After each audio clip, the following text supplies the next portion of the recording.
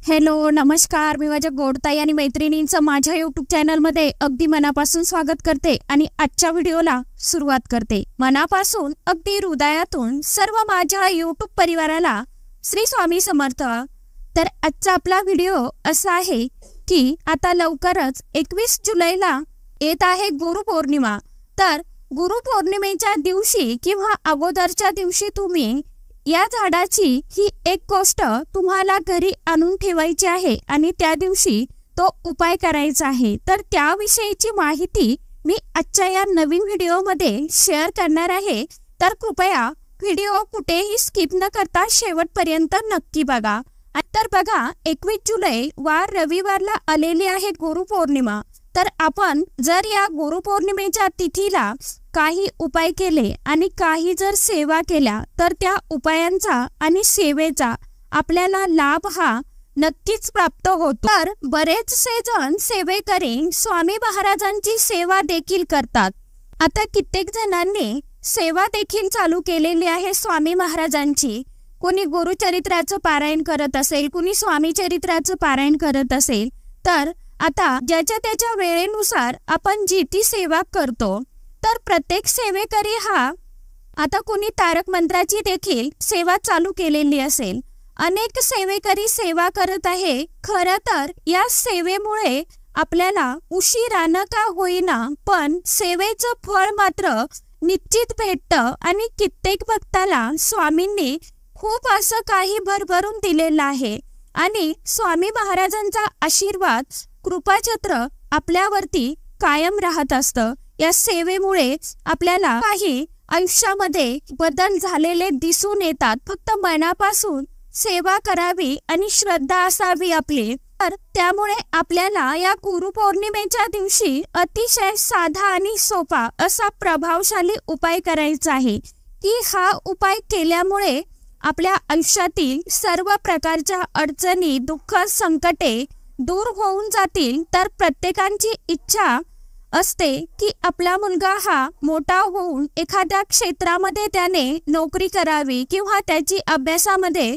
प्रगती व्हावी।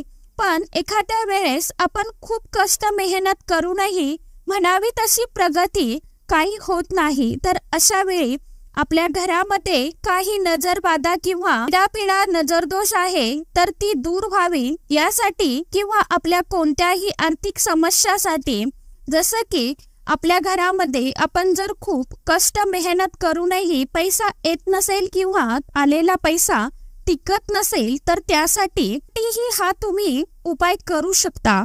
किंवा जर आपल्याला मूलबाळ होत नसेल किंवा सतत पैशांची अडचण येत असेल तर समस्या काही ना काही आता आपल्या आयुष्यामध्ये काही समस्या असतात आणि आपल्याला कित्येक वेळा या दगदगीच्या जीवनामध्ये आपल्याला कित्येक संकट पार करावी लागतात किंवा आपल्याला कोणत्या ना कोणत्या गोष्टीमध्ये स्ट्रगल करून समोर जावं लागतं। त्यासाठी आपल्याला आता आपण जरी कष्ट मेहनत करत असतो पण कधी कधी काय होतं की आपलं नशीब आपल्याला साथ देत नसतं।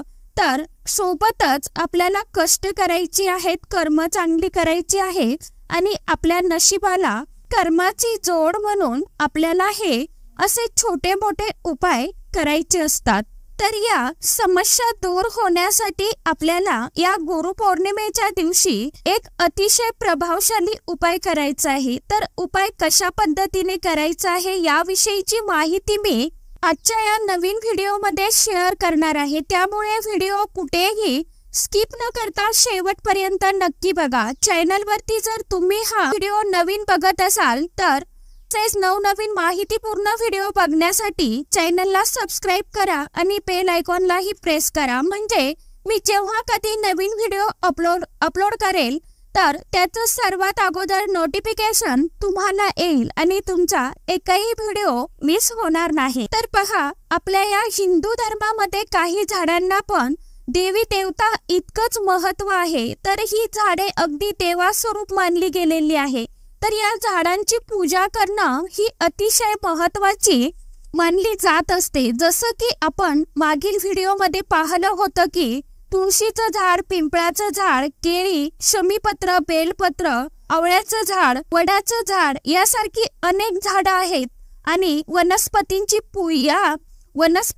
पूजा करण्याची पद्धत रूढी ही आहे आणि ही झाडं अतिशय पवित्र आहेत आणि या झाडांची पूजा करण्याला सुद्धा तितकंच महत्त्व आहे, कारण साक्षात देवी देवता या झाडामध्ये वास करतात। तर वडाचं झाड हे दीर्घायुषी आणि विशाल मानलं जातं, तर त्यामुळे या गुरुपौर्णिमेच्या दिवशी या वडाच्या झाडांचा हा एक उपाय आपल्याला आवर्जून करून बघायचा आहे। तर शास्त्रामध्ये वडाच्या झाडाला धार्मिक महत्त्व आहे, तसेच या झाडामध्ये त्रिदेवांचा वास असतो। ते देव म्हणजे ब्रह्मा, विष्णू, महेश या देवांचा वास असतो। त्यामुळे आपण वट पौर्णिमेची पूजा या वटवृक्षाची करतो, कारण की माता सावित्रीने आपल्या पतीचे प्राण परत आणले होते आणि पौराणिक कथेमध्ये वडाचे झाड हे भगवान शंकराचे रूप देखील मानले जाते आणि वडाच्या ज्या पारंब्या असतात त्या भोले बाबांच्या जटा आहेत। म्हणून आपण गुरुपौर्णिमेच्या आणि वटपौर्णिमेच्या दिवशी झाडाखाली आवर्जून जायचं आहे। तर वडाच्या झाडाखाली गेल्यावरती आता काय करायचं आहे, तुम्ही हा उपाय गुरुपौर्णिमेच्या दिवशी करू शकता किंवा अगोदरच्या दिवशी हे तुम्हाला आणून ठेवू शकता किंवा गुरुपौर्णिमेच्या दिवशी आणावी। आता तुम्हाला जसं शक्य होईल तसं तुम्ही तुमच्या वेळेनुसार करू शकता, पण उपाय मात्र तुम्हाला पौर्णिमेच्या दिवशीच करायचा आहे। तर आता प्रथम आपल्याला वडाच्या झाडाखाली जायचं आहे। एक लोटा पाणी भरून न्यायचं आहे। त्या पाण्यामध्ये आपल्याला एक चिमूटभर हळद टाकायचं आहे, एक थेंब गोमित्र टाकायचं आहे आणि तुमच्याकडे जर गंगाजल किंवा गुलाबजल असेल तर थोडं थोडं अगदी एक एक चमचा त्या पाण्याच्या लोट्यामध्ये टाकून घ्यायचं आहे। हळद ही दत्तप्रभूंना अतिशय प्रिय आहे आणि हळद ही कोणत्याही कार्यामध्ये, कामामध्ये, कोणत्याही गोष्टीमध्ये हळदीला अतिशय महत्त्व आहे आणि हळद ही भगवान विष्णूंना प्रिय आहे आणि तसेच हळदीमुळे आपला गुरुग्रह, आपण जेव्हा हळदीचे उपाय करतो, टोटके करतो, तर त्या हळदीच्या उपायाने आपला गुरुग्रह देखील हा स्ट्रॉंग बनतो। त्यासाठी हळदीला सर्व उपायामध्ये किंवा सर्व शुभ कामामध्ये हळदीला अत्यंत महत्त्व आहे। तर तिथे गेल्यावरती आपल्याला सर्वात प्रथम शुद्ध गाईच्या तुपाचा दिवा लावून घ्यायचा आहे आणि तो एक लोटा भरून आपण त्या वडाखाली जो नेला आहे सोबत, तो आपल्याला तिथे श्री स्वामी समर्थ किंवा दिगंबरा किंवा ओम भगवते वासुदेवाय नमः या मंत्राचं पठण करत करत आपल्याला ते पाणी अर्पण करायचं आहे। नंतर आपल्याला हळदी, कुंकू, अक्षदा, एक पिवळ्या रंगाचं फूल, नैवेद्यासाठी साखर किंवा खडी साखर ठेवायची आहे। ही आपली सर्व पूजा करून झाल्यावरती वडाच्या झाडाला आपल्या मनातील इच्छा बोलून दाखवायची आहे, सांगायची आहे। आता आपली जी कोणती इच्छा असेल ती सांगायची आणि अगदी अंतःकरणातून कळकळीने आपली इच्छा व्यक्त करायची आहे, कारण वटवृक्षाच्या झाडामध्ये देवी देवतांचा वास असतो, त्याचबरोबर स्वामी महाराजांचा देखील वास असतो। त्यामुळे आपल्याला या वडाच्या झाडांचं आपल्याला अगदी छोटंसं मूळ काढायचं आहे। मूळ जास्त काढायचं नाही आणि मूळ काढण्या अगोदर आपल्याला वडाच्या झाडाला क्षमा मागायची आहे, प्रार्थना करायची आहे आणि नंतर अगदी छोटीशी मुळी आपल्याला काढायची आहे आणि एक चिमूटभर माती किंवा एक मुठभर माती तिथली आपल्याला घेऊन हातामध्ये क्षमा मागायची की मी या उपायासाठी तुमचं हे मूळ घेत आहे, तर मला याची फलप्राप्ती मिळू द्या आणि मला आज्ञा द्या आणि आशीर्वाद द्या भरभरून, असं बोलून ते मूळ माती आपल्याला घरी घेऊन यायचं आहे आणि घरी आणताना असं म्हणायचं आहे की स्वामी तुम्ही माझ्यासोबत आपल्या घरी चला। तर तसेच ही वटवृक्षाची मुळे आपल्याला पंचोपचार पूजा करून तुम्ही अगोदर सुद्धा घरी आणून ठेवू शकता आणि गुरुपौर्णिमेला हा उपाय केला तरीही चालेल, म्हणजे करायचंच आहे गुरुपौर्णिमेच्या दिवशी हा उपाय। तर मूळ माती घरी आणल्यानंतर देवासमोर आसनावरती बसून देवाला धूपदीप लावून घ्यायचा आहे, कारण कोणतीही सेवा ही उपाय ही अग्नीच्या साक्षीनेच करावी, कारण ती सेवा देवापर्यंत लवकर पोहोचते। तर एक डिश किंवा प्लेट घ्यायची आहे, त्यावरती आपल्याला एक लाल रंगाचा कपडा अंथरून घ्यायचा आहे। त्यावरती वटवृक्षाची मुळी आपल्याला स्वच्छ धुवून त्या लाल कपड्यावरती प्लेटमध्ये ठेवायची आहे आणि त्यामध्ये थोडीशी माती आपल्याला त्या लाल कपड्यावरतीच टाकायची आहे। अगदी चिमूटभर टाकली तरीही चालेल। नंतर त्या मुळीवरती आपल्याला हळदी, कुंकू, अक्षदा, पिवळ्या रंगाचं फूल अर्पण करून घ्यायचं आहे। नमस्कार करून दत्त गुरूंच्या नामांचा आपल्याला जप करायचा आहे। दत्त महाराजांचा मंत्र कोणता आहे किंवा नामस्मरण करायचं आहे, तुम्हाला जो कोणता मंत्र येत असेल तो। तर नाही तर तुम्ही दिगंबरा दिगंबरा श्रीपाद वल्लभ दिगंबरा या मंत्राचा जप करायचा आहे। जप किमान तुम्ही 108 वेळा करायचा आहे। नंतर आपल्या मनातील जी कोणती कठीणातील कठीण इच्छा असेल, तुमची पैशाविषयीची असेल किंवा तुमची मूलबाळ होण्याकरता तुम्ही इच्छा बोललेली असाल, तिथे मात्र एकच इच्छा ठेवायची आहे। तिथे आपण जी इच्छा बोललो मुळी काढताना, तर घरी पण आपल्याला सेवा करताना तीच आपल्याला इच्छा बोलायची आहे, इच्छा बदलायची नाही। आपल्याला एकच इच्छा मनामध्ये ठेवायची आहे। आपली इच्छा परत दत्तप्रभूंना मागायची आहे, सांगायची आहे। ती आपल्याला बांधून, म्हणजे आपण एक पोटली जशी तयार करतो तशी आपल्याला पोटली तयार करायची आणि स्वामींच्या चरणाजवळ किंवा आता आपल्या घरामध्ये दत्त महाराजांचा फोटो असेल किंवा स्वामींचा फोटो असेल, तर त्या फोटोजवळ कमीत कमी आपल्याला 15-20 मिनिटं, अर्धा तास तशीच ठेवून द्यायची आहे। नंतर थोड्या वेळाने नमस्कार करून ते आपल्याला उचलून घ्यायचं आहे। त्यानंतर ती लाल कपड्यामध्ये बांधलेली मूळ आणि मातीची पोटली आपल्या पॉकेटमध्ये, तुम्ही जर पैशासाठी हा उपाय करत असाल, म्हणजे तुमच्याकडे जर पैसा येत नसेल किंवा आलेला पैसा टिकत नसेल त्यासाठी करत असाल, तर तुम्हाला तुमच्या तिजोरीमध्ये ठेवायची आहे ती पोटली किंवा तुमच्या पॉकेटमध्ये ठेवायची आहे। तुम्ही ज्या कोणत्या इच्छेसाठी हा उपाय केला आहे त्याप्रमाणे